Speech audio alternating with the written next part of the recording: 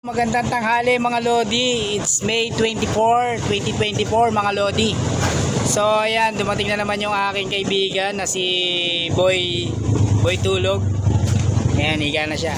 Siyempre atin siyang bibigyan uli ng pagkain.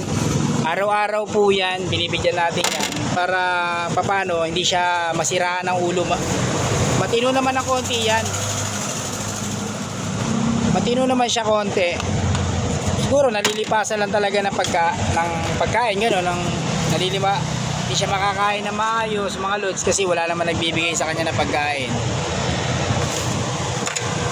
Sana matulungan mo Ma'am Jessica, baka naman titino pa yan pagka laging napapakain. Siguro konting gamutan lang, wala lang nag-aasikaso. Bigyan natin siya ng aking paninda mga lods. So ayan mga Lodi, tipla natin yung kanyang kakainin. Siyempre toyo lang yan, wala namang ganong ano yan, hindi rin pwede sa manghang yung mga yan.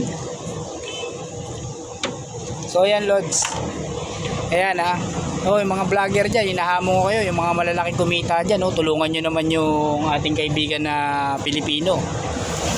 So ako lagi ko yan tinutulungan sa pang-araw-araw, hindi naman ako ganong kayaman. Kaya ko lang siyang bigyan ng pagkain araw-araw. Pero yung tulungan ko na tumino siya, siguro ito lang yung maitutulong ko. Bigyan ko lang siya na makakain kahit konti. So yan, yung mga vlogger dyan, tulad nila Rosmar, baka matulungan nyo to. Taga San Mateo Rizal lang to mga lods. Dito lang yan sa Cambal Road. Makikita palagi, palakad-lakad.